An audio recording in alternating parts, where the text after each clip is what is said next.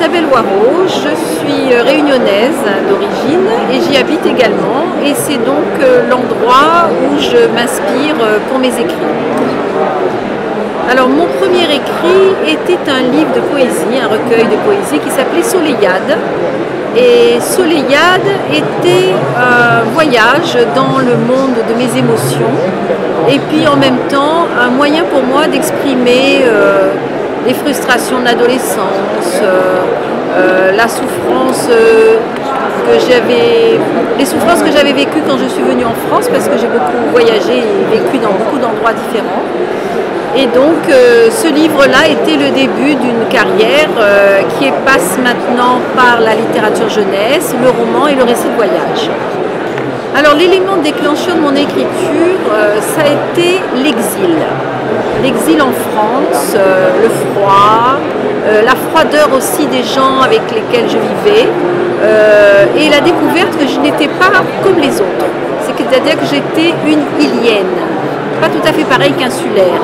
Ilienne, donc originaire d'une île, ayant donc une histoire particulière. Et donc cet exil a fait en sorte que j'ai voulu savoir qui j'étais, comprendre d'où je venais, et c'est à partir de là que les mots ont commencé à jaillir de mes plumes, parce que j'ai eu beaucoup de plumes depuis. Et ces mots m'ont permis justement d'extirper de moi toutes ces frustrations, toute cette souffrance, et de l'embellir également, de lui donner cette poésie qui aujourd'hui fait partie vraiment de mon œuvre. Alors, avoir son premier livre édité, c'est absolument fabuleux, parce que c'est quelque chose que l'on attend patiemment. Parce que je crois qu'une des plus grandes qualités qu'il faut pour un écrivain, c'est la patience. Parce qu'on écrit, on envoie ses manuscrits, il ne se passe jamais rien, et puis un beau jour, on vous dit, ben voilà, écoutez, on va publier votre livre. Ce qui veut dire qu'on va enfin sortir de la clandestinité, qu'on va être enfin visible, et qu'on va pouvoir partager ce qu'on avait envie de dire, puisque c'est aussi ça l'idée de l'écriture, c'est qu'on a des choses à partager, à montrer et à être en écho avec un public.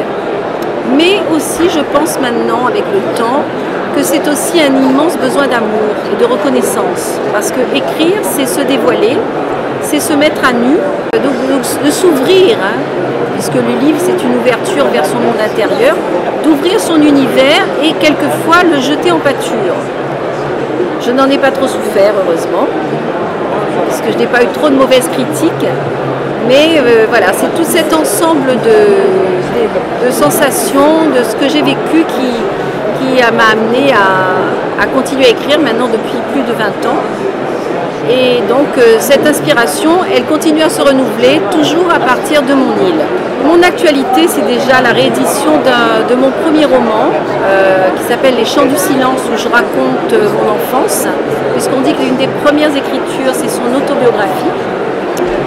Et également le chant de la nouvelle, que j'ai commencé à investir dans un recueil collectif qui s'appelle Nouvelles de l'océan Indien, où je parle justement de ce rapport à l'île avec un côté un peu fantastique. Et puis toujours l'album jeunesse, parce que même quand je décide d'arrêter d'écrire, c'est lui qui me pousse à reprendre la plume. Un album jeunesse inspiré par un voyage au Sénégal qui s'appelle Comment le désert a disparu, publié aux éditions Reflet d'ailleurs. Et donc maintenant mon écriture se nourrit aussi de toutes ces rencontres, de tous ces univers qui se croisent, s'entrecroisent et s'en mêlent.